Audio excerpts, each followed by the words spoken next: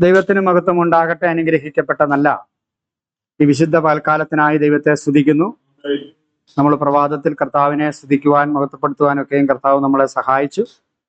വീണ്ടും ഇന്ന് ഈ മധ്യാഹ്നം കഴിഞ്ഞ സമയത്ത് വീണ്ടും കർത്താവിനെ സ്തുതിക്കുവാൻ, പ്രത്യേകിച്ച് പ്രിയ ഷായ്ച്ചാൻ ശക്തമായി തന്നെ ദൈവത്തെ പാട്ടുപാടി ദൈവത്തെ ആരാധിക്കുന്നത് നമുക്ക് കേൾക്കുവാൻ തക്കവണ്ണം ഇടയായി തീർന്നല്ലോ. സ്തോത്രം. അപ്പോൾ ഇത്രത്തോളം സ്വർഗത്തിലെ കർത്താവ് നമ്മളെല്ലാം സഹായിക്കുന്ന ദൈവത്തിന്റെ വലിയ കൃപയോർത്ത് ഞാൻ ദൈവത്തെ സ്തുതിക്കുകയാണ്. ഈ ദിവസങ്ങളൊക്കെ നമ്മുടെ എസ്പോയുടെ പ്രവർത്തനങ്ങളുമായിട്ട് നമ്മൾ മുൻപോട്ട് പോകുവാൻ തക്കവണ്ണം കർത്താവ് നമ്മളെ സഹായിച്ചു കൊണ്ടിരിക്കുന്നു. അതിന്റെ എല്ലാ മണ്ഡലങ്ങളിലും കർത്താവ് നമ്മളെ സഹായിക്കുന്ന ദൈവത്തിന്റെ വലിയ കൃപയ്ക്ക് ഞാൻ നന്ദിയോടെ സ്തോത്രം ചെയ്യുക. സ്തോത്രം. ഇന്ന് ചുരുക്കം നിമിഷങ്ങളിൽ ദൈവവചനത്തിൽ നിന്ന് ചിന്തിക്കുവാൻ തക്കവണ്ണം നാം ആഗ്രഹിക്കുന്നത്, നമുക്ക് എബ്രായ ലേഖനം അതിന്റെ 1-ാം അധ്യായത്തിന്റെ 2-ാമത്തെ വാക്യം ഒന്ന് വായിക്കാം.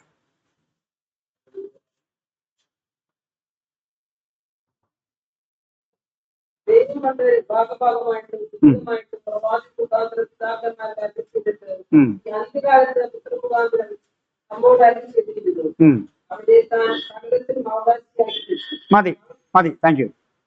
ഇവിടെ നമ്മൾ വായിക്കുന്നത് പ്രകാരമാണ്, അവനെ താൻ സകലത്തിനും അവകാശിയാക്കി വെച്ചു.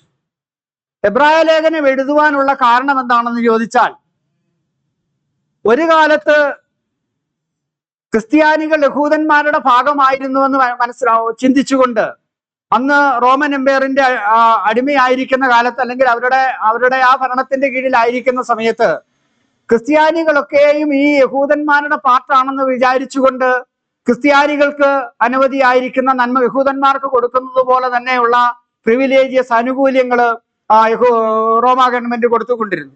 എന്നാൽ ചില നാളുകൾക്ക് ശേഷം അവർക്കൊരു കാര്യം മനസ്സിലായി, ഇവര് യഹൂദന്മാരുടെ ഭാഗമല്ല, ഇവര് പ്രത്യേകം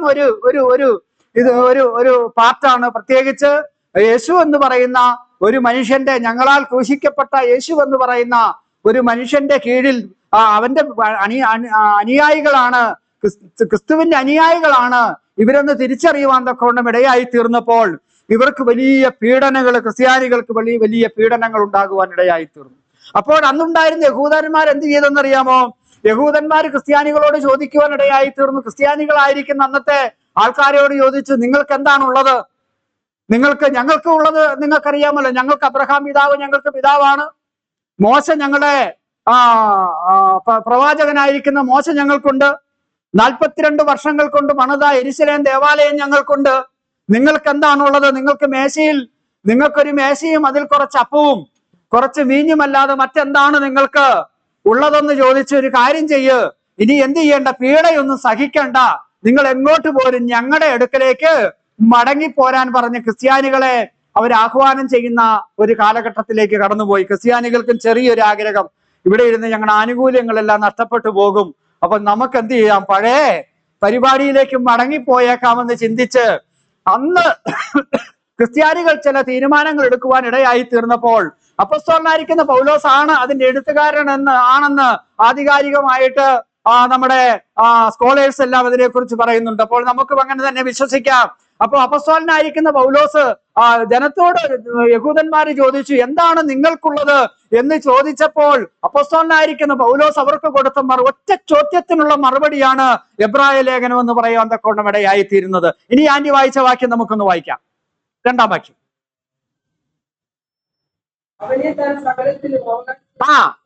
അവര് പറഞ്ഞു, ഞങ്ങൾക്ക് അബ്രഹാം പിതാവ് ഉണ്ടല്ലോ, ഞങ്ങൾക്ക് മോശയുണ്ടല്ലോ, 42 വർഷം കൊണ്ട് ഞങ്ങൾക്ക് പണിത ഞങ്ങളുടെ ദേവാലയം ഉണ്ടല്ലോ എന്നൊക്കെ പറഞ്ഞപ്പോ അപ്പോസ്തലനായിരിക്കുന്ന പൗലോസ് എഴുതുകയാണ്, സ്തോത്രം, ആരാണ് ഞങ്ങളെ ഈ യേശു എന്ന് പറഞ്ഞ് നിങ്ങൾ പുച്ഛിക്കുന്ന ഇദ്ദേഹം ആരാണെന്നറിയാമോ?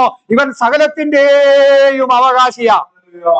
42 വർഷങ്ങൾ കൊണ്ട് നിങ്ങൾ പണിതെന്ന് പറഞ്ഞ ദേവാലയമുണ്ടല്ലോ, ആ ദേവാലയത്തിന്റെ ഒരു കല്ലെടുത്ത് വെച്ചിട്ടുണ്ടെങ്കിൽ, ആ ദേവാലയത്തിന് ഒരു കുട്ട മണ്ണ് നിങ്ങൾ വെച്ച് ഇട്ടിട്ടുണ്ടെങ്കിൽ, ആ ദേവാലയത്തിന് അതുപോലെ തന്നെ മറ്റെന്തെങ്കിലും ഒരു കാര്യങ്ങൾ ചെയ്തിട്ടുണ്ടെങ്കിൽ അതിന്റെയൊക്കെയും അവകാശിയാണെന്ന് ആരാണെന്നറിയാമോ?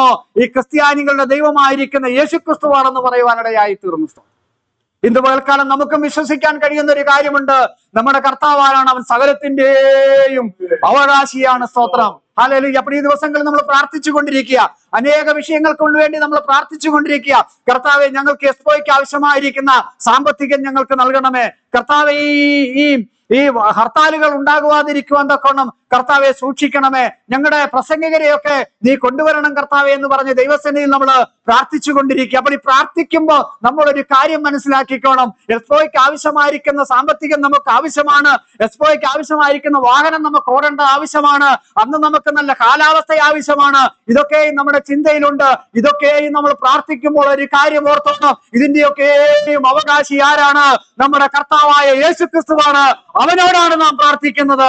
അവനാണ് നമ്മുടെ അവകാശം. സ്തോത്രം, ഹല്ലേലൂയ. ഇപ്പൊ ലോകത്തിൽ നമുക്കുള്ള അവകാശം എന്താണെന്ന് ചോദിച്ചാൽ നമ്മുടെ കർത്താവായ യേശു ക്രിസ്തുവാണ് നമ്മുടെ അവകാശം. ഒറ്റ ചോദ്യമാണ്, നിങ്ങൾക്ക് എന്താ ഉള്ളത്? അതിന്റെ മറുപടിയാ സകലത്തിന്റെയും അവകാശമാക്കിയ നമ്മുടെ കർത്താവ്. വായിച്ചാട്ടാ വാക്യം ഒന്നുകൂടി. ആ, ഓ സ്തോത്രം. അവന്റെ പ്രത്യേകത എന്താണെന്നറിയാമോ? ഞങ്ങൾ ക്രൂശിച്ചു കൊന്ന യേശു എന്ന് പറഞ്ഞ ആ വ്യക്തിയുടെ പ്രത്യേകത എന്താണെന്നറിയാമോ? അവനാണ് ഈ ലോകത്തെ മുഴുവനും ഉണ്ടാക്കിയത്. സ്തോത്രം. ഞങ്ങൾക്ക് പറയാനുള്ളത് ദേവാലയത്തെ കുറിച്ചാണെങ്കിൽ, ഞങ്ങൾക്ക് പറയാനുള്ളത് അബ്രഹാമിനെ കുറിച്ചാണെങ്കിൽ, ഞങ്ങൾക്ക് പറയാനുള്ളത് മോശയെ കുറിച്ചാണെങ്കിൽ, ഞങ്ങൾക്ക് പറയാനുള്ളത് നിങ്ങൾക്ക് പറയാനുള്ളത് അതാണെങ്കിൽ, ഞങ്ങൾക്ക് പറയാനുള്ള ഒരു കാര്യമുണ്ട്. എന്താണെന്നറിയാമോ? ഈ ലോകത്തെ മുഴുവനും ഉളവാക്കിയ ഒരു ദൈവമുണ്ടെങ്കിൽ അത് ആരുടെ ദൈവമാ? അതാണ് ക്രിസ്ത്യാനിയുടെ ദൈവം. സ്തോത്രം. അതുകൊണ്ട് ഞങ്ങൾക്ക് എന്ത് ചെയ്യാനുണ്ട്? സ്തോത്രം, ഞങ്ങൾക്ക് അതിന് അഭിമാനിക്കാനുണ്ട്.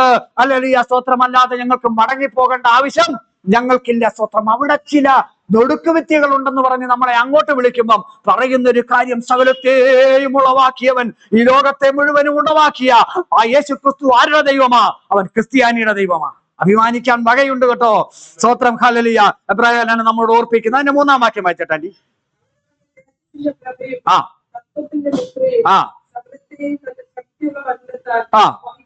ക്രിസ്ത്യാനികൾക്കൊരു പേടിയുണ്ട്. ആരാണ്?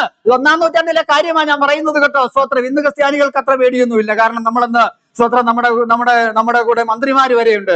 ഞാൻ കഴിഞ്ഞ ദിവസം വടക്കേണ്ടിയിൽ നിന്ന് ഞങ്ങള് ഒരു കൺവെൻഷന് പോയി കഴിഞ്ഞപ്പം അന്ന് നമ്മുടെ ഉമ്മൻചാണ്ടി സാറാ നമ്മുടെ മുഖ്യമന്ത്രി. അന്നേരം അവിടുത്തെ വടക്കേണ്ടിയിൽ നിന്നൊരു വ്യക്തി പറയുക, ഒരു ക്രിസ്ത്യാനി ആയിരിക്കുന്ന മുഖ്യമന്ത്രിയുള്ള ഒരു സംസ്ഥാനത്തിൽ ജീവിക്കുന്ന നിങ്ങൾ എത്രയോ ഭാഗ്യവാന്മാരാണെന്ന് പറയുവാനിടയായിരുന്നു. അപ്പൊ നമ്മുടെ ക്രിസ്ത്യാനികളായിരിക്കുന്ന മന്ത്രിമാരൊക്കെ ഉള്ള കേരളത്തിലാണ് നമ്മൾ ജീവിക്കുവാനിടയായിത്തീരുന്നത്. ഇവിടെ എന്താണ് വായിക്കുന്നത്? സ്തോത്രം. ഇവിടെ നമ്മൾ ചന്ദ്രനോട് ചോദിച്ചാൽ, ആകാശത്തിൽ നിൽക്കുന്ന ചന്ദ്രനോട് ചോദിച്ചാൽ ചന്ദ്രൻ പറയും, എന്തുകൊണ്ടാ ചന്ദ്രൻ അവിടെ അങ്ങനെ രാത്രികാലങ്ങളിലൊക്കെ ഞങ്ങൾക്ക് നിന്നെ കാണാമല്ലോ, നീ എന്താണ് അവിടെ നിൽക്കുന്നതെന്ന് ചോദിച്ചാൽ അദ്ദേഹം നമ്മളോട് പറയുന്ന ഒരു കാര്യമുണ്ട്, എന്റെ കർത്താവ് എന്നോട് അവിടെ നിൽക്കാൻ പറഞ്ഞിട്ട് ഞാൻ അവിടെ നിൽക്കുകയാണ്. ഭൂമി അതിന്റെ സ്വന്തം അച്ചുതണ്ടിൽ എന്ത് ചെയ്യുക? ഇത്ര മിനിറ്റ്, ഇത്ര മണിക്കൂർ കൊണ്ട് ഒരു ദിവസം ഇങ്ങനെ കറങ്ങിക്കൊണ്ടിരിക്കുന്നു നമ്മൾ പറയുമ്പോ, അന്ന് പണ്ട് നമ്മൾ ചെറുപ്പത്തിൽ അച്ചുതണ്ടിന്റെ കാര്യമൊക്കെ നമ്മളോട് സാറന്മാരൊക്കെ പറഞ്ഞത് അച്ചുതണ്ടിലാ നിൽക്കുന്നെന്നാ പറഞ്ഞ. സ്തോത്രം. ഈ അച്ചുതണ്ടിന്റെ പേരെന്താണെന്നറിയാമോ?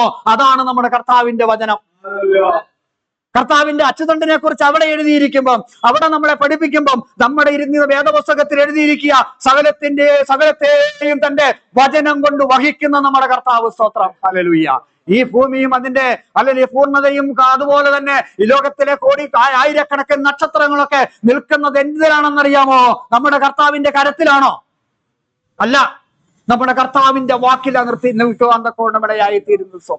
എന്റെ പ്രിയമുള്ള ദൈവമക്കളെ, എനിക്ക് നിങ്ങളോട് പറയുവാനുള്ളത്, സ്തോത്രം, ആകാശത്തിൽ സൂര്യനെയും ചന്ദ്രനെയും നക്ഷത്രങ്ങളെയും നിർത്തിയ അതേ വാക്കുകൊണ്ടാണ് ഇവിടെ ഇരിക്കുന്ന നമ്മുടെ ഓരോരുത്തരെയും കുടുംബത്തെ നമ്മുടെ കർത്താവ് നിർത്തിയിരിക്കുന്നത്. സ്തോത്രം. കരത്തിലല്ല, വാക്കുകൊണ്ട്. അതുകൊണ്ടാ ഇത്രത്തോളം പ്രതിസന്ധികളും പ്രശ്നങ്ങളൊക്കെ വന്നിട്ട് തളർന്നു പോകുമെന്ന് തോന്നിയിട്ട് ആത്മഹത്യ ചെയ്തേക്കാമെന്ന് പലവട്ടം ചിന്തിച്ചിട്ടും അത് അവസ്ഥയിലേക്കൊന്നും കടന്നു പോകാതെ നമ്മൾ നിൽക്കുന്നതിന്റെ പിന്നിലുള്ള കാര്യം എന്താണെന്നറിയാമോ? സകലത്തെയും തന്റെ വാക്കുകൾ കൊണ്ട് വഹിക്കുന്ന നമ്മുടെ കർത്താവിന്റെ വചനത്തിന്റെ മുകളിലാണ് നമ്മൾ ഓരോരുത്തരും നിൽക്കുന്നത്. സുരേഷ് മാസ്റ്റർ കുടുംബത്തെ കുറിച്ച് പറയുന്നത്, ഹല്ലേലൂയ, സ്തോത്രം, അവനെ നിർത്തിയിരിക്കുന്നതിന്റെ വാക്കിന്റെ മുകളിലാ. ഹല്ലേലൂയ. ഷായ്ചാളിനെ കുറിച്ച് പറയുന്നത്, അവനെ ഞാൻ നിർത്തിയിരിക്കുന്നത് എന്റെ കരത്തിന്റെ ഉള്ളിലാന്നാ നമ്മൾ എത്ര നാള് നമ്മൾ പഠിച്ചത്. കരത്തിനുള്ളിൽ ഒറ്റ വാക്കിലാണ് നിർത്തിയിരിക്കുന്നത്. എന്റെ മകനെ ഞാൻ ഇവിടെ നിർത്തിയിരിക്കുക, അല്ലെങ്കിൽ കുന്നംകുളത്ത് നിർത്തിയിരിക്കുക. സുവിശേഷ വേലയുമായിട്ട് ഞാൻ അവനെ കുന്നംകുളത്ത് നിർത്തിയിരിക്കുക. സ്തോത്രം. തന്റെ വാക്കുകൊണ്ടാണ് നിർത്തിയിരിക്കുന്നത്. സ്തോത്രം. ദൈവമക്കൾ എപ്പോഴും ചിന്തിച്ചോണം. വീണുപോകും, താണുപോകും, തളർന്നു പോകും, കടബാധ്യതയ്ക്ക് മുഖാന്തരം നിരാശരായി പോകും, ഇല്ലാതായി പോകും, ഞങ്ങൾ ഈ ദേശത്തു നിന്ന് മാറ്റപ്പെട്ടു പോകും. ഇങ്ങനെയാണെങ്കിൽ എന്റെ തലമുറ ഈ ലോകത്തിൽ നിന്ന് ഇല്ലാതെയായി പോകുമെന്ന് അപ്പോഴൊക്കെയും ചിന്തിക്കുമ്പോൾ ഹല്ലേലൂയ പ്രാർത്ഥിക്കുന്ന ഒരു കാര്യം പ്രാർത്ഥിച്ചുകൊണ്ടോർത്തോണം. എന്റെ ദൈവത്തിന്റെ വാക്കിന്റെ മുകളിലാണ് ആര് നിൽക്കുന്നത്? എന്റെ കുടുംബത്തെ എന്റെ കർത്താവ് നിർത്തിയിരിക്കുന്നത്. സ്തോത്രം. ആ വാക്കിന്റെ ശക്തിയെ കുറിച്ച് ഒരു എക്സാമ്പിൾ ഞാൻ പറഞ്ഞതാ. ചന്ദ്രനെ കുറിച്ച്. അദ്ദേഹം ഇന്നും അവിടെ തന്നെ നിൽക്കുക, ശൂന്യതയെ നിൽക്കുക, അല്ലെങ്കിൽ ഒരു താങ്ങുമില്ലാതെ നിൽക്കുക. അതിനെക്കുറിച്ച് എങ്ങനെയാ നിർത്തിയിരിക്കുന്ന എബ്രായ ലേഖനക്കാരൻ പറഞ്ഞിരിക്കുക, സകലത്തെയും തന്റെ വചനത്താൽ വഹിക്കുന്നവൻ. അടുത്ത വാക്ക് വായിച്ചാട്ടെ.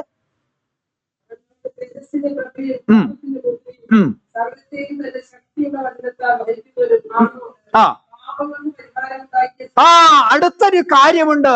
പ്രാർത്ഥിക്കുന്ന ദൈവമക്കളുടെ ജീവിതത്തിൽ ഏറ്റവും വലിയ സ്തോത്രം ഒരു ബെനിഫിറ്റ് ആണ് ഈ വാക്യം. ഹല്ലേലൂയ സ്തോത്രം. എന്താണെന്നറിയാമോ? പാപത്തിന് പരിഹാരം വരുത്തി. എന്താ അതിന്റെ അർത്ഥം?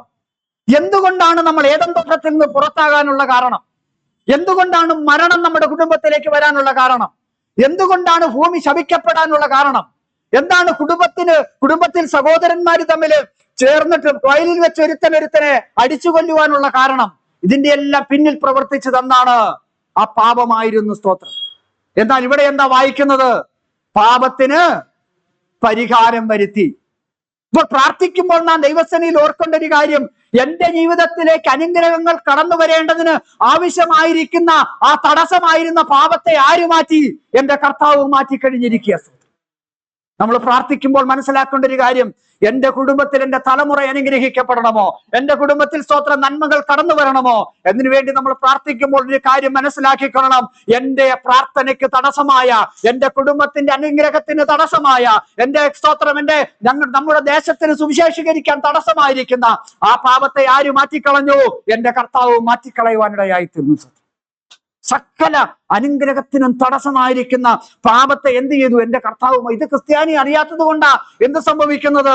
നമ്മൾ നരങ്ങിയും ഹല്ലേലൂയ സ്തോത്രം വീണും നരങ്ങിയും നിരാശയോടെയും നമ്മൾ മുൻപോട്ട് പോകുവാനിടയായി തീരുന്നത്. ഒരു കാര്യം ഞാൻ ദൈവമക്കളോട് ഓർപ്പിക്കാം, നിങ്ങളുടെ അനുഗ്രഹത്തിനുള്ള തടസ്സമായിരിക്കുന്ന പാപത്തെ എന്റെ കർത്താവ് കാൽവറി ക്രൂശിൽ വെച്ച് ഹല്ലേലൂയ സ്തോത്രം ഇല്ലായ്മ ചെയ്തു. അതുകൊണ്ട് ഇനി നിങ്ങളുടെ അനുഗ്രഹത്തിന് വേണ്ടി വേറൊരിടത്തും നിങ്ങൾ പോയേക്കരുത്. സകലത്തിന്റെയും ഉടയവനായ ലോകത്തെ നിർമ്മിച്ച സകലത്തെയും തന്റെ ഒരു വാക്കുകൊണ്ട് അല്ലെങ്കിൽ സകലത്തെയും താങ്ങുന്ന നമ്മുടെ കർത്താവിന്റെ അടുക്കലല്ലാതെ മറ്റൊരിടത്തും നിങ്ങളുടെ അനുഗ്രഹത്തിന് വേണ്ടി നിങ്ങൾ പോയേക്കരുത്. കാരണം അവനാണ് നമ്മുടെ പാപത്തിന് പരിഹാരം വരുത്തിയവൻ. മനസ്സിലാക്കിക്കൊള്ളണം. ചില തെറ്റൊക്കെ നമ്മുടെ സത്യത്തിൽ പറ്റിപ്പോയിട്ടുണ്ട്. സ്തോത്രം. ഹല്ലേലൂയ. വേറെ ചില സ്ഥലങ്ങളിലൊക്കെ നമ്മൾ അനുഗ്രഹത്തിനും നന്മയ്ക്കും വേണ്ടി ഓടിയിട്ടുണ്ട്. ഇന്ന് നിർത്തിക്കണം. ഹല്ലേലൂയ സ്തോത്രം. കാരണം സകലത്തിന്റെയും ഉടയവൻ ലോകത്തെ സ്തോത്രം ഒരു വാക്കുകൊണ്ട് നിർമ്മിച്ചവൻ, ആകാശത്തെയും ഹല്ലേലൂയ ഭൂമിയെയും തന്റെ വാക്കുകൊണ്ട് നിർമ്മിച്ച ഹല്ലേലൂയ സ്തോത്രം നിർത്തിയവന്റെ ഹല്ലേലൂയ സ്തോത്രം അവന്റെ പക്കലുള്ള അനുഗ്രഹത്തിനപ്പുറം വേറെ ഒരു സ്ഥലത്തും ലോകത്തിൽ ഒരു സ്ഥലത്തുമില്ല. അവൻ ആരുടെ അവകാശിയാണെന്നാ പറഞ്ഞത്? അവൻ ഞങ്ങളുടെ നെഞ്ചിൽ കൈവച്ച് നമുക്ക് പറയാൻ സാധിക്കും, സകലത്തെയും തന്റെ ഹല്ലേലൂയ വചനത്താൽ സൂക്ഷിക്കുന്നവൻ പാപത്തിന് പരിഹാരം വരുത്തി. വായിച്ചാട്ടാൻറ്റി.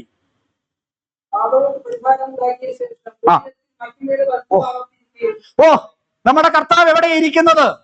ഉയരത്തിൽ മഹിമയുടെ വലതുഭാഗത്ത്. മറ്റൊരു സ്ഥലം നമുക്ക് കൊലോസ്യ ലേഖനം അതിന്റെ 3-ാം അധ്യായത്തിന്റെ 16 വായിച്ചാട്ടെ. വേഗം വായിച്ചു നിർത്തി. 3:16.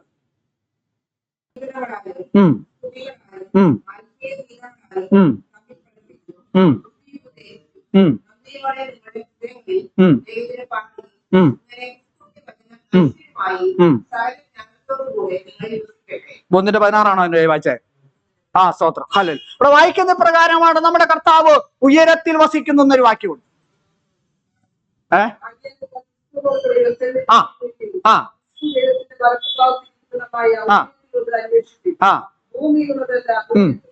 സ്തോത്രം. നമ്മൾ എവിടെ ഇരിക്കുക? നമ്മൾ ക്രിസ്തുവിൽ ആയിരിക്കുക. സ്തോത്രം. നമ്മൾ എവിടെ ഇരിക്കുന്നത്? ക്രിസ്തുവിൽ ആയിരിക്കുക. ക്രിസ്തുവിൽ ആയിരിക്കുക എന്ന് പറഞ്ഞാൽ നമ്മുടെ ക്രിസ്തു എവിടെ ഇരിക്കുന്നത്? ഉയരത്തിലാണ്.